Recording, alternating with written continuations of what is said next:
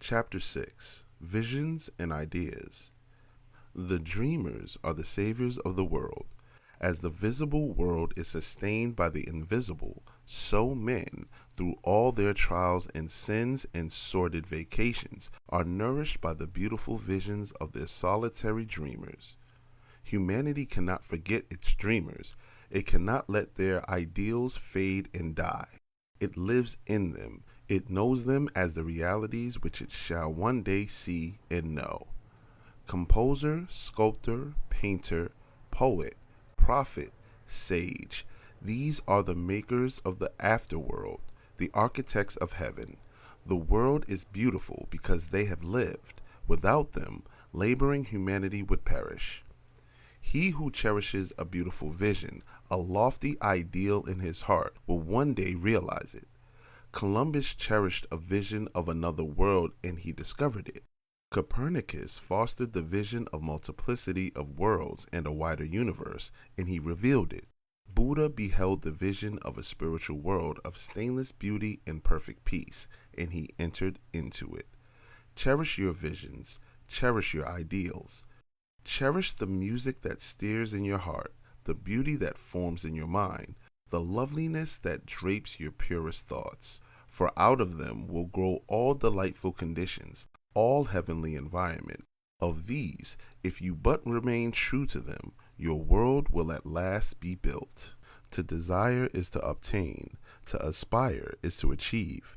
Shall man's basest desires receive the fullest measure of gratification, and his purest aspirations starve for lack of sustenance?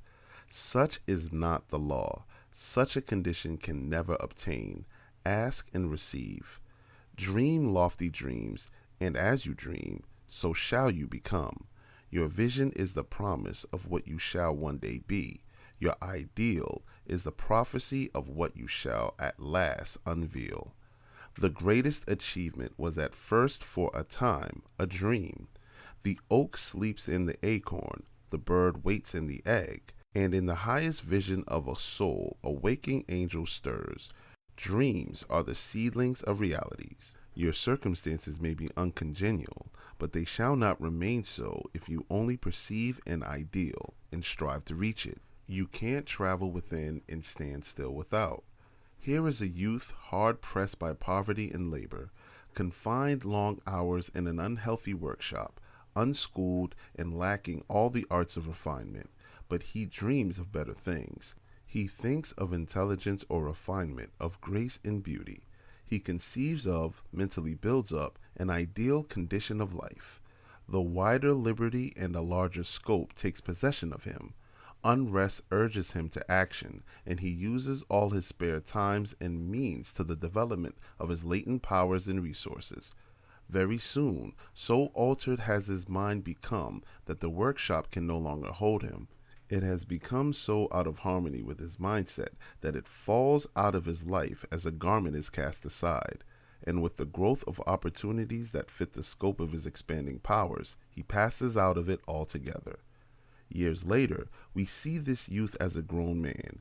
We find him a master of certain forces of the mind that he wields with worldwide influence and almost unequaled power. In his hands, he holds the cords of gigantic responsibilities. He speaks, and lives are changed. Men and women hang upon his words and remold their characters. Sun-like, he becomes the fixed and luminous center around which innumerable destinies revolve. He has become the vision of his youth. He has become one with his ideal. And you too, youthful reader, will realize the vision, not just the idle wish of your heart, be it base or beautiful, or a mixture of both. For you will always gravitate toward that which you secretly most love. Into your hands will be placed the exact results of your own thoughts. You will receive that which you earn, no more, no less. Whatever your present environment may be, you will fall, remain, or rise with your thoughts, your vision, your ideal. You will become as small as your controlling desire, as great as your dominant aspiration. The thoughtless, the ignorant, and the indolent, seeing only the apparent effects of things and not the things themselves, talk of luck, of fortune and chance. Seeing a man grow rich, they say, how lucky he is. Observing another become skilled intellectually, they exclaim, how highly favored he is. In noting the saintly character and wide influence of another, they remark, how chance helps him at every turn. They do not see the trials and failures and struggles which these men have encountered in order to gain their experience. They have no knowledge of the sacrifices they made, of the undaunting efforts they have put forth, of the faith they have exercised so that they might overcome the apparently insurmountable and realize the vision of their heart. They do not know the darkness and the heartaches. They only see the light and joy and call it luck.